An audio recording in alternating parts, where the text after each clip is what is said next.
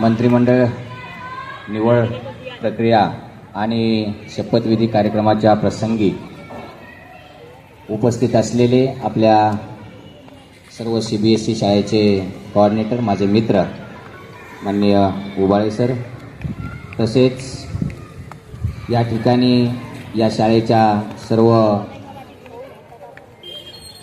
तुम्हाला दर दिवस टीचिंग करणाऱ्या सर्व शिक्षिका आणि माझ्या बालमित्रांनो, तर पहिलं तर आपण बघतो पेपरमध्ये किंवा TV मंत्रिमंडळाचा शपथविधी कसा होतो, त्यांची निवड कशी होते, आपले आईवडील मतदानाला कसे जातात आणि त्यांनी मतदान केल्यानंतर परत त्याच्या पेट्या कशा तयार जमा होतात, त्या 2 दिवस राखीव ठेवल्या जातात, त्यानंतर त्यांचा निकाल लागतो, निकालाच्या नंतर परत शपथविधी होतो आणि तीच प्रक्रिया आज आपल्या शाळेमध्ये माननीय उबाळे सर आणि सर्व शिक्षकाच्या मार्गदर्शनाखाली होते, याचा मला खूप आनंद आहे आणि मी या सर्व शिक्षकांचं आणि उबाळे सरांचं खूप खूप अभिनंदन करतो.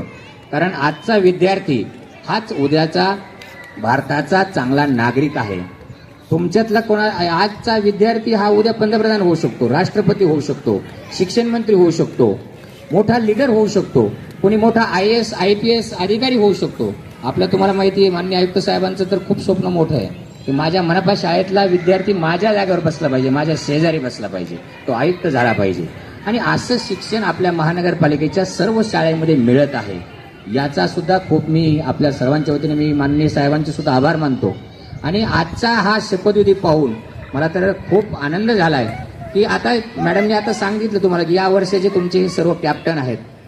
आता याच्यामध्ये कल्चरल मिनिस्टर सुद्धा निवडलाय सर, तुम्ही एज्युकेशन मिनिस्टर सुद्धा निवडलाय. म्हणजे आपल्याला फक्त शिक्षणच घ्यायचं नाही, तर शिक्षणाबरोबर आपण वेगवेगळ्या ऍक्टिव्हिटीज सुद्धा आपण घेतो आणि त्याच्यासाठी सुद्धा तुम्ही कॅप्टन निवडलाय.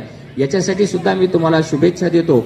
आणि परत एकदा असेच उपक्रम आपल्या सर्व शाळेत होतील आणि मला वाटतं सरांनी ते नियोजन केलंय, गारखेड्या शाळेत पण असतील, बाकीच्याही शाळेत होतील. आपण सुद्धा ते नियोजनामध्ये घेतलेलंच आहे.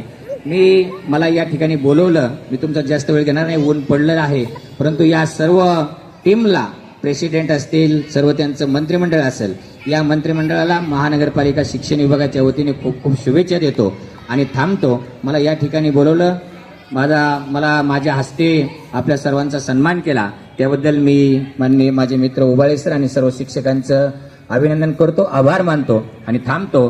जय हिंद, जय महाराष्ट्र.